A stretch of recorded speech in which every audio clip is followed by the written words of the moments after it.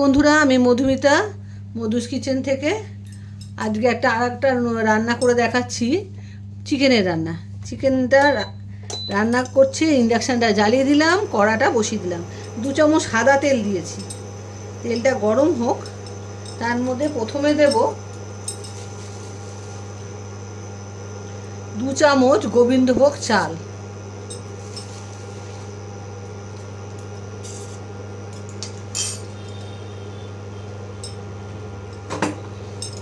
এটা একটু ভাজা ভাজা করে নেব, তারপরে অন্য মশলাগুলো দেব। আমি মাংস নিয়েছি 1 কেজি। মাংস বুঝে সব মশলা সব কিছু দেবে। যা যা আমি মশলা দিচ্ছি সেগুলো তোমরা আন্দাজ করে নেবে। আমি 1 কিলো মাংস বলে আমি এই মশলাগুলো দিচ্ছি। তেলটা গরম হোক, হয়ে গেছে। এবারে আমি গোটা গরম মশলা, একটা দারচিনি, এলাচ আর লবঙ্গ আর 2টো শুকনো লঙ্কা, মাংস বুঝে আদা দেবে। আদা, একটা পেঁয়াজ 4 টুকরো করে দিয়েছি, আর রসুন মাংস বুঝে দেবে। এবার এগুলো একটু ভাজা ভাজা করতে হবে। এর মধ্যে দেব 1 চামচ গোটা ধনে,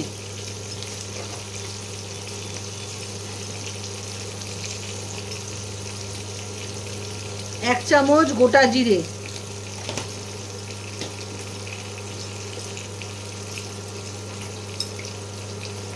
আর 1 চামচ সাদা সর্ষে। এবার এই মশলাটাকে ভালো করে ভেজে নিতে হবে। মশলাটা ভাজা ভাজা হয়ে এসছে। এবারে এই মশলাটাকে নামিয়ে দেবো। নামিয়ে পেস্ট করে নেব। ঠান্ডা করে পেস্টটা করতে হবে। এবার এটাকে আমি নামিয়ে নিচ্ছি, নামিয়ে পেস্ট করে নিচ্ছি। তারপরে তোমাদের দেখাচ্ছি কী করব। মশলাগুলো নামিয়ে নিয়েছি। এবার আবার তেল দিয়েছি, সর্ষের তেল দিয়েছি। এই মাংসই কিন্তু, এই মুরগির মাংসটায় কিন্তু আলু দেওয়া যাবে, তাই কটা আলু প্রথমে ভেজে নেব।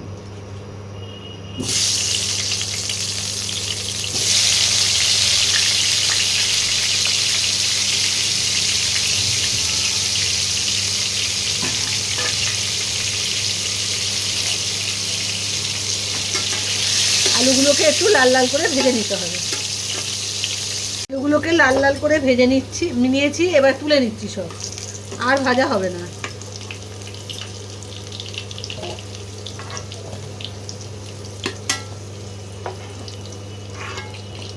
এইভাবে লাল লাল করে ভেজে নিতে হবে। এবার এই তেলের মধ্যে 2টো বড় সাইজের পেঁয়াজ কুচিয়ে রেখেছিলাম, ওই কুচনো পেঁয়াজগুলো এবার দিয়ে দিলাম। এবার পেঁয়াজগুলোকে একটু লাল লাল করে ভেজে নিতে হবে। মাংস বুঝে পেঁয়াজ দেবে। আমি 1 কিলো মাংস বলে আমি 2টো বড় দিয়েছি, আর ওখানে একটা ছোট সাইজের দিয়েছি। এগুলো একটু লাল লাল করে ভেজে নিই। মাছগুলো ভাজা হয়ে এসছে। এবারে আমি মাংসগুলো এর মধ্যে দিয়ে দেবো। দিয়ে পেঁয়াজের সঙ্গে মাংসগুলোকে ভাজবো।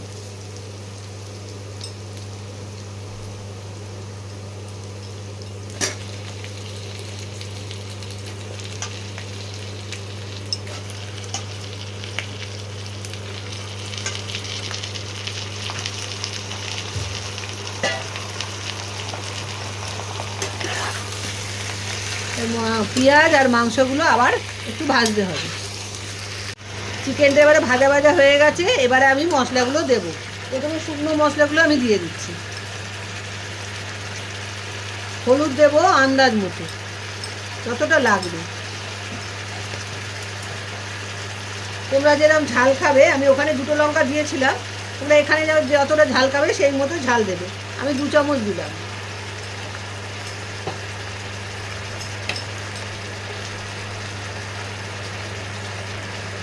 কাশ্মীরি লঙ্কার গুঁড়ো 1 চামচ দিলাম, আর স্বাদ মতো নুন দিলাম।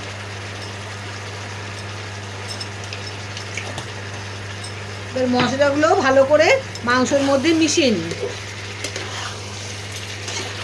মশলাগুলো ভালো করে মাংসের মধ্যে মিশিয়ে নিয়েছি। এবার যে মশলাটা আমি ভেজে রেখেছিলাম, ভেজে পেস্ট করেছিলাম, সেই মশলাটা এবারে এখন দেব। মাংস বুঝে আমি এখন 3 চামচ দিচ্ছি। নামাবার আগে আবার দিতে হবে, তাহলে সুন্দর একটা গন্ধ বেরোবে আর খেতেও খুব ভালো লাগবে। এখন আমি মাংসের আন্দাজ বুঝে 3 চামচ দিলাম, কেন পরে আবার দিতে হবে, ওই জন্য এখন 3 চামচ দিলাম। এবার ভালো করে এই মশলাটাকে কষাতে হবে। মাংসটাকে মাংসটা কষানো হয়ে এসছে। এবারে আমি 50 টক দই ভালো করে ফেটিয়ে নিয়ে সেটা এবার দিয়ে দিচ্ছি। এই সময় টেম্পারেচারটা একদম কমিয়ে দেবে, নাহলে দইটা কেটে যাবে। ভালো করে মিশিয়ে নিয়ে তারপরে টেম্পারেচারটা আস্তে আস্তে বাড়াবে। দইটা ভালো করে মিশিয়ে নিয়েছি। এবার আবার একটু কষাতে হবে, কষিয়ে নিয়ে তারপরে জল দিতে হবে। আর একটু কষাতে হবে, তেলটা যতক্ষণ না আলাদা হয় মশলা থেকে ততক্ষণ কষাতে হবে, তবে খেতে ভালো হবে জিনিসটা। মাংস পুরো কষানো হয়ে গেছে, মাংস থেকে এবার তেল আলাদা হয়ে যাচ্ছে। এবারে আমি ভাজা আলুগুলো আস্তে আস্তে দিয়ে দিচ্ছি।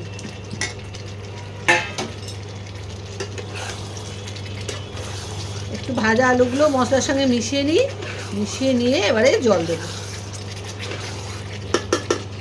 এবারে যে মিক্সিতে বেটেছিলাম সেই মিক্সি ধোয়া জলটা দিয়ে দিলাম।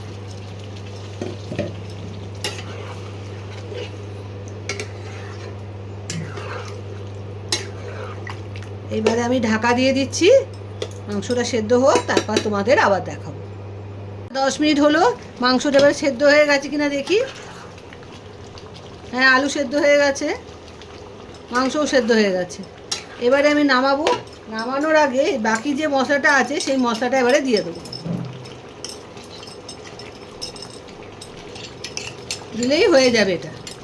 এই মশলাটা ভালো করে মিশিয়ে নিতে হবে, একটা তাহলে সুন্দর গন্ধ বেরোবে। এই মশলাটাকে ভালো করে মিশিয়ে নিয়ে একটু ফুটিয়েই নামিয়ে নিতে হবে, ব্যাস।